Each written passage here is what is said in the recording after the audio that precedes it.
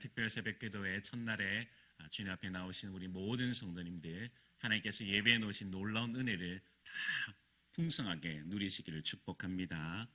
성도 여러분, 번아웃 증후군이라는 말을 들어보신 적이 있으십니까?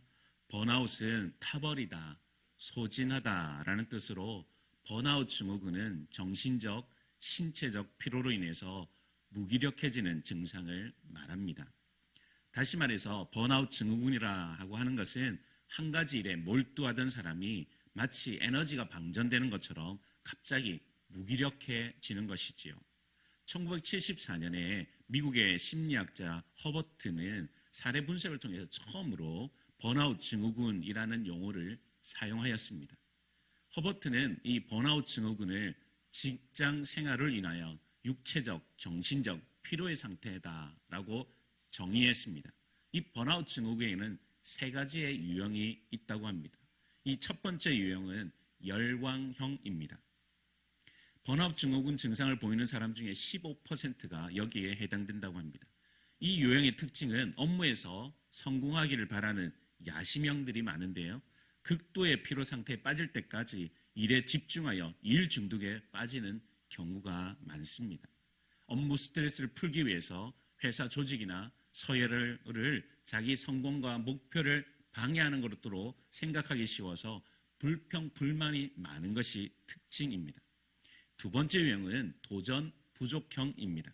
이 번아웃 증후군의 증상을 보이는 사람 중에 9%가 여기에 해당됩니다.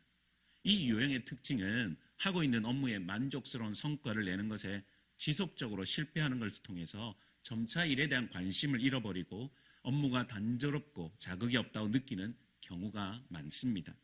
일에 대한 대가가 적다고 느껴서 일을 점차 멀리하고 일이나 대인관계를 피함으로써 스트레스를 풀려고 하는 경향이 있습니다. 이제 마지막 세 번째 유형은 탈진형입니다. 번아웃 증후군의 증상을 보이는 사람 중에 21%가 여기에 해당됩니다. 이 유형의 특징은 어렵거나 곤란한 일을 피하며 달성하고자 하는 목표가 있음에도 불구하고 어떠한 이유를 만들어서 체념하고 자기를 연만한 동기를 잃어버리는 특징이 있습니다. 성도 여러분들은 이 유형 중에 어떤 특징을 가지고 계십니까? 이 간단한 번아웃 증후군 테스트를 해보려고 할 텐데요, 스스로 한번 나는 번아웃 증후군에 빠져 있는지 않는지를 여러분 스스로 진단을 해보시기 바랍니다. 각 문항에 전혀 아니다라는 1점이고요, 약간 그렇다 2점, 그리고 그냥 그렇다 3점, 많이 그렇다 4점, 그리고 아주 그렇다, 매번 그렇다라고 하는 것은 5점을 매겨보십시오. 이 번아웃 증후군 테스트 그 첫 번째는 쉽게 피로를 느낀다. 하루가 끝나면 녹초가 된다. 세 번째는 아파 보인다는 말을 자주 듣는다. 네 번째는 일이 재미가 없다. 점점 내 얘기인 것 같죠? 다섯 번째는 점점 냉소적으로 변하고 있다. 여섯 번째는 이유 없이 슬플 때가 있다. 그리고 일곱 번째, 물건을 자주 잃어버린다. 여덟 번째, 짜증이 예전보다 늘었다. 아홉 번째, 화를 참을 수가 없다. 열 번째, 주변 사람들에게 실망감을 느낀다. 11번째, 혼자 지내는 시간이 많아졌다. 12번째, 여가 생활을 즐기지 못한다. 13번째, 만성피로, 두통, 소화불량이 늘었다. 14번째, 자주 한계를 느낀다. 15번째는 대체로 모든 일에 의욕이 없다. 16번째는 유머 감각이 없어진다. 17번째로는 주변 사람들과 대화 나누는 게 힘들게 느껴진다. 여러분, 각 문항의 점수를 더해서 65점 이상이 되면 위험한 상황입니다. 이런 분들은 전문가의 치료를 받아보도록 권하고 있습니다. 성도 여러분, 우리는 살다가 문득문득 이런 번아웃 증후군에 빠지게 됩니다. 이 번아웃 증후군이라고 하는 전문 용어를 사용하지 않는다 할지라도 우리는 가끔씩 마음이 지쳐서 아무것도 못하겠고 모든 것을 포기하고 싶은 그런 생각에 빠질 때가 있다는 것이죠. 그런데 이런 지친 마음은 그리스도인이라고 해서 예외는 아닙니다. 우리 그리스도인들도 이렇게 마음이 지쳐서 아무것도 못하겠다고 생각될 때가 있다는 것이죠. 이런 지친 마음을 가진 대표적인 성경의 인물이 바로 오늘 우리가 읽었던 본문에 나오는 엘리야입니다. 성도 여러분, 엘리야가 누구입니까? 엘리야는 불의 사자입니다. 엘리야는 북이스라엘의 아합 왕 때 또한 선지자로 활동했던 사람입니다. 북이스라엘 아합 왕 때에 성경은 그에 대한 평가를 이렇게 하고 있습니다. 이전 모든 사람보다 여호와 보시기에 악을 더욱 행하는 것을 오히려 가볍게 여기는 사람이라. 성경이 이렇게 평가하는 것을 봐서 아합 왕은 정말 악한 왕이었던 것 같습니다. 아합 왕은 시돈 사람의 왕 엣바알의 딸 이세벨을 아내로 맞이하게 됩니다. 여러분, 엣바알의 이름의 뜻은 바알이 함께한다라는 것입니다. 왕의 이름이 바알이 함께한다라고 하니 이 시돈 땅이 얼마나 바알이라고 하는 우상을 많이 섬겼는지 짐작하고도 남습니다. 아니나 다를까 아합 왕은 수도 사마리아에 바알 신전을 세우고요, 거기에 바알을 위한 제단을 쌓고 그 앞에 날마다 예배를 드렸습니다. 왕이 이러니 북이스라엘 전체는 왕으로부터 시작해서 온 백성에 이르기까지 하나님을 버리고 바알을 숭배하기 시작했습니다. 그리고 왕비 이세벨은 여호와의 선지자를 잡아 멸하려고까지 했습니다. 이런 상황 속에서 엘리야는 하나님께 이렇게 하나님을 경외하고 섬기는 자는 자신밖에 없다고 할 만큼 철저히 혼자 남겨져 있었습니다. 하지만 이런 상황에서도 처음에 엘리야는 전혀 기죽지 않았습니다. 엘리야는 자신을 죽이려는 그 아합 왕 앞에 나가서 바알의 선지자들 모두 갈멜산으로 모아서 자신에게 나오라고 합니다. 소위 말해서 결투 신청을 하는 것이죠. 당시에 바알의 선지자는 450명이었습니다. 그러면 450대 1의 싸움을 한 것입니다. 엘리야는 450명의 이 바알의 선지자들 앞에서도 전혀 기죽지 않았습니다. 그 많은 수에 주눅들지도 않고 당당했던 것이죠. 그리고 갈멜산에서 450대 1의 싸움이 벌어졌습니다. 이 갈멜산 산 위에 제단을 쌓고 제물을 그 위에 올려놓습니다. 그리고 누가 섬기는 신이 이 제단 위에 불로 응답하는지 내기를 하자고 제안하는 것입니다. 먼저 바알의 선지자들이 불을 내려달라고 바알의 이름을 부르기 시작합니다. 아무리 바알의 이름을 불러도 응답이 없자 이제는 제단 주위에서 뛰놉니다. 그래도 응답이 없자 자신들의 몸까지 상하게 합니다. 하지만 정오가 지나고 저녁이 되어도 아무런 응답이 없습니다. 이제 엘리야의 차례가 되었습니다. 엘리야는 4개의 통에 물을 가득 채워서 제단 위에 붓게 합니다. 조그만한 불이라도 내려서 제단을 태우려고 하면 불을 부을 것이 아니라 더 바짝 마르게 해야 하는데 그 반대로 하고 있는 것이죠.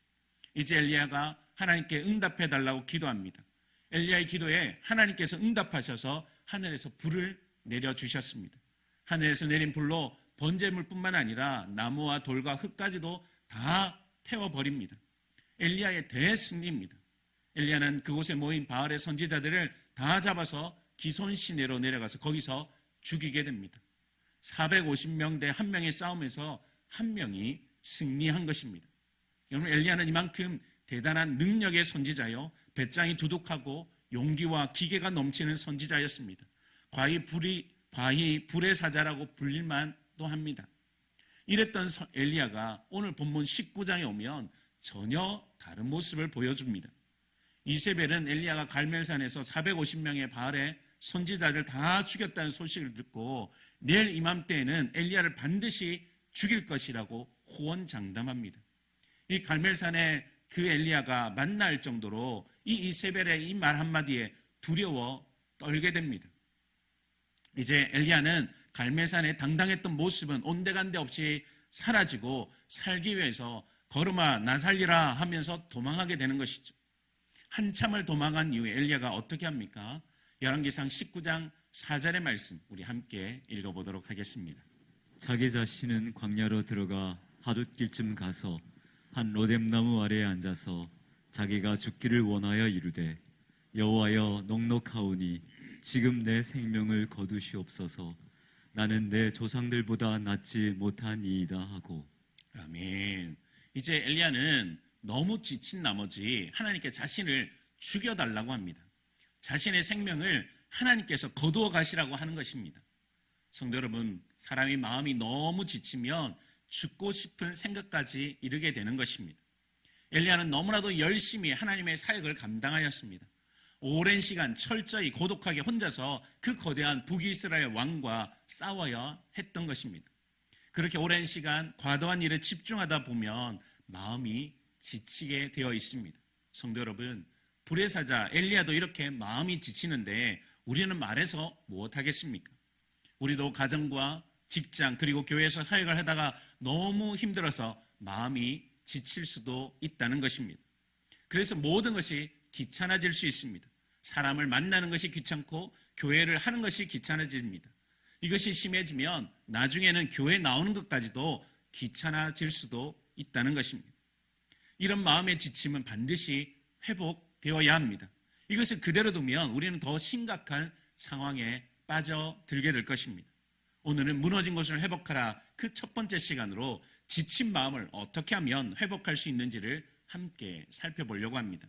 지친 마음을 회복하기 위해서 어떻게 해야 할까요? 그 첫 번째는 육신의 쉼이 필요합니다.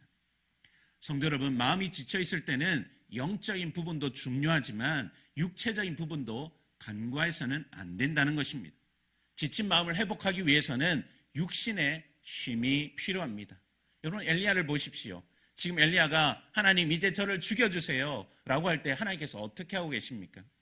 열왕기상 19장 5절의 말씀 우리 함께 읽어보도록 하겠습니다. 로뎀 나무 아래에 누워 자더니 천사가 그를 어루만지며 그에게 이르되 일어나서 먹으라 하는지라.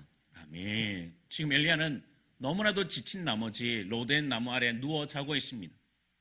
여러분, 하나님께서 창조한 우리의 몸은 너무 피곤하면 그 피곤을 회복하기 위해서 잠이 오도록 되어 있습니다. 잠을 자는 동안 이 육체가 다시 원래의 상태로 회복되는 것입니다. 그런 면에서 불면증은 우리의 몸과 마음 함께 무너뜨립니다. 사람이 자지 못하면 처음에는 육체가 무기력해집니다. 이어서 우리의 정신도 흐려지는 것입니다. 집중을 할 수 없게 되는 것입니다. 그렇기 때문에 마음이 지쳤을 때 적절한 수면을 통해서 회복하는 것이 너무 필요합니다. 열왕기상 19장 6절을 보실까요? 본즉 머리맡에 숯불에 구운 떡과 한 병 물이 있더라. 이에 먹고 마시고 다시 누웠더니, 여러분, 엘리야는 자고 먹고 또 자고 이것을 반복하고 있습니다. 이렇게 충분한 수면을 취하는 것은 우리가 마음이 지쳤을 때 중요한 대처 방안입니다. 또한 엘리야는 수면을 취하는 것과 더불어서 하나님께서 그를 먹이십니다. 앞서 우리가 보았던 5절에서도 하나님께서는 천사를 보내어서 엘리야에게 양식을 주시면서 먹으라고 하셨습니다. 하나님께서는 친절하게 이 엘리야의 머리맡에 숯불에 구운 떡과 물을 주셨습니다. 엘리야는 이것을 먹고 또 잠들었습니다. 이후에 다시 하나님께서 천사를 보내어 다시 음식물을 주어 엘리야로 먹게 하고 계십니다. 열왕기상 19장 8절의 말씀 우리 함께 읽어보겠습니다. 이에 일어나 먹고 마시고 그 음식물의 힘을 의지하여 40주 40야를 가서 하나님의 산 호렙에 이르니라. 아멘. 하나님께서는 이 엘리야로 하여금 음식물을 먹게 하고 그 음식물의 힘으로 다시 일어나게 하신 것입니다. 성도 여러분, 마음이 지쳤을 때 우리는 먹는 것도 중요합니다. 영양가 있는 음식을 잘 먹음으로 우리의 몸뿐만 아니라 우리의 지친 마음까지도 회복될 수 있는 것입니다. 전문가들은 번아웃 증후군을 극복하는 방법으로 잘 먹고 충분한 수면을 취하는 것을 권장하고 있습니다. 성도 여러분, 지금 여러분의 마음이 지쳐 있습니까? 그렇다면 사도 바울이 디모데에게 위장병을 위해서 물만 마시지 말고 포도주를 조금씩 사용하라고 권면했던 것처럼 우리의 마음이 지쳐 있을 때 영적인 부분뿐만 아니라 우리의 육체가 잘 먹고 또 충분한 수면을 취하는 것도 필요하다는 것입니다. 사랑하는 성도 여러분, 마음이 지쳐 있었을 때 육신의 쉼을 누림으로 잘 회복하실 수 있기를 축복합니다. 지친 마음을 회복하기 위해서 어떻게 해야 될까요? 두 번째는요, 너무 과도한 일은 내려놓기도 해야 합니다. 성도 여러분, 지친 마음을 회복하기 위해서는 육신의 쉼도 누려야 하지만 어떤 경우에는 너무 과도한 일은 내려놓기도 해야 한다는 것입니다. 아무리 잘 먹고 잘 자더라도 너무 과도한 일이 계속되고 있으면 사람의 지친 마음은 회복되지 않습니다. 하나님께서 마음이 지쳐있는 엘리야를 어떻게 다루시는 줄 아십니까? 너 그것밖에 안 되는 사람이야? 너 믿음이 부족해서 그런 거야. 그러니 더 많이 기도해야 돼. 하나님께서는 마음이 지쳐있는 엘리야를 향해서 이렇게 말씀하지 않으십니다. 그렇다면 하나님께서 마음이 지친 엘리야에게 그의 무거운 사역을 짐을 내려놓게 하십니다. 열왕기상 19장 16절 하반절을 보실까요? 또 아헬 무홀라 사밧의 아들 엘리사에게 기름을 부어 너를 대신하여 선지자가 되게 하라. 하나님께서는 마음이 지쳐있는 이 엘리야에게 그의 사역을 엘리사에게 물려주도록 하십니다. 사실 저는 처음에 이 본문을 볼 때 잘 이해가 되지 않았습니다. 아니, 선지자가 마음이 지쳐서 죽여달라고 하시면 그 해결책으로 다른 사람을 세우신다? 저는 이런 해결책보다는 엘리야가 하나님을 만나고 다시 힘을 내서 이전보다 더 열심히 사역했더라, 이런 것들을 생각하고 있어서 그랬는지 이런 결말이 이해가 되지 않았던 것입니다. 그런데 우리가 섬기는 하나님께서는 우리를 그렇게 몰아붙이시는 분이 아니십니다. 어쩌면 제가 하나님을 일만 시키시는 주인으로 오해했던 것입니다. 사실 하나님은 우리의 아버지가 되십니다. 우리가 마음이 지쳐할 때에 질타하시거나 큰 일을 우리의 어깨 위에 지우시는 분이 아니셨던 것입니다. 여러분, 하나님께서는 우리의 지친 마음을 이해하시고 우리의 무거운 짐을 내려놓도록 하시는 것입니다. 그래서 우리 예수님께서도 우리에게 이렇게 말씀하시죠. 마태복음 11장 28절부터 30절까지 말씀 우리 함께 읽어보도록 하겠습니다. 수고하고 무거운 짐자들아 다 내게로 오라. 내가 너희를 쉬게 하리라. 나는 마음이 온유하고 겸손하니 나의 멍에를 메고 내게 배우라. 그리하면 너희 마음이 쉼을 얻으리니 이는 내 멍에는 쉽고 내 짐은 가벼움이라 하시니라. 아멘. 예수님께서는 우리 인생의 무거운 짐을 주님께 내려놓으라고 말씀하십니다. 그러면 마음에 쉼을 얻게 될 것이다 라고 말씀하고 계시는 것이죠. 성도 여러분, 우리가 마음이 지쳤을 때 어떤 때는 너무 과도한 일은 내려놓는 것도 필요합니다. 여러분, 어떤 사람들은 거절을 잘 못해서 다른 사람들이 부탁하는 모든 것을 다 떠맡기도 합니다. 이렇게 되면 결국 그 맡은 일도 제대로 하지 못하고 자신은 자신대로 마음이 지치는 것입니다. 이럴 때 적절히 거절하기도 해야 합니다. 너무 많은 일을 맡고 있어서 마음이 지칠 때 그 맡은 일을 조금씩 서로 나누는 것이 필요합니다. 사랑하는 성도 여러분, 너무 과도한 일로 마음이 지쳐 있으십니까? 그렇다면 이 과도한 일을 조금 내려놓으심으로 이 지친 마음을 회복할 수 있기를 축복합니다. 지친 마음을 회복하기 위해서 우리는 어떻게 해야 될까요? 마지막 세 번째입니다. 하나님의 음성을 들어야 합니다. 우리가 그동안 지친 마음을 회복하기 위해서 육신의 힘과 과도한 일에 내려놓은 같은 다소 비영적인 부분에 대해서 말씀드렸다면 이제 마지막 세 번째로는 조금 영적인 부분으로 말씀드릴 수가 있는데요. 우리가 지친 마음을 회복하기 위해서는 하나님의 음성을 들어야 한다는 것입니다. 우리의 지친 마음이 회복되기 위해서 육신의 힘도 누리고 일을 내려놓는 것도 필요하지만 더 본질적으로 중요한 것은 하나님의 음성을 듣는 것입니다. 하나님께서는 마음이 지쳐있는 엘리야를 하나님의 산 호렙으로 부르십니다. 그리고 하나님께서는 엘리야에게 산에 서라고 하십니다. 산에 서 있는 엘리야 앞에 어떤 일이 일어납니까? 산 위에 서 있는 엘리야 앞에 갑자기 크고 강한 바람이 불어옵니다. 산을 가르고 또한 바위를 부수는 바람이 불어오고 있습니다. 이 바람이 지나고 나니 이제는 지진이 일어납니다. 온 땅이 흔들리는 이 지진이 엘리야 앞에 일어난 것입니다. 바람과 지진이 있고 난 이후에 이제는 불이 일어납니다. 모든 것을 삼킬 것 같은 이 불이 엘리야 앞에 지나가고 있는 것입니다. 그런데 성경은요, 바람과 지진 그리고 이 불 가운데 하나님께서 계시지 않았다고 말씀하고 있습니다. 성도 여러분, 이것이 무엇을 의미하는 것일까요? 우리는 하나님 하면 뭔가 대단하고 놀라운 기적과 같은 일들만 생각하는 것입니다. 죽을 병을 고침받고 하늘에서 돈이 떨어지는 등 이런 기적적인 방법으로만 하나님을 보기 원하는 것입니다. 그런데 정작 이런 방법으로 하나님께서 우리에게 다가오지 않으신다는 것입니다. 많은 경우는 이런 모습으로 다가오지 않는 것을 우리는 경험하게 됩니다. 여러분, 마음이 지쳐있는 엘리야에게 그러면 하나님께서 어떻게 다가오고 계십니까? 열왕기상 19장 12절 하반절을 보실까요? 불 후에 세미한 소리가 있는지라. 아멘. 하나님께서는 바람과 지진과 불과 같이 뭔가 대단한 것으로 나타나는 것이 아니라 음성으로 엘리야에게 다가오고 계십니다. 그것도 우레와 같은 크고 우렁찬 음성이 아닙니다. 세미한 음성입니다. 너무 약한 것 같고 그래서 아무런 힘도 없을 것 같은 이런 세미한 음성으로 하나님께서는 엘리야에게 나타나신 것입니다. 성도 여러분, 우리의 마음이 지칠 때에 어쩌면 우리의 마음을 회복할 수 있는 것은 하나님의 대단하고 놀라운 기적과 같은 일이 아닐 수 있습니다. 도리어 하나님의 세미한 음성이 우리의 마음에 들려올 때에 그 음성을 들으며 지친 마음이 회복되는 것입니다. 저는 예전에 마음이 너무 힘들었던 적이 있었습니다.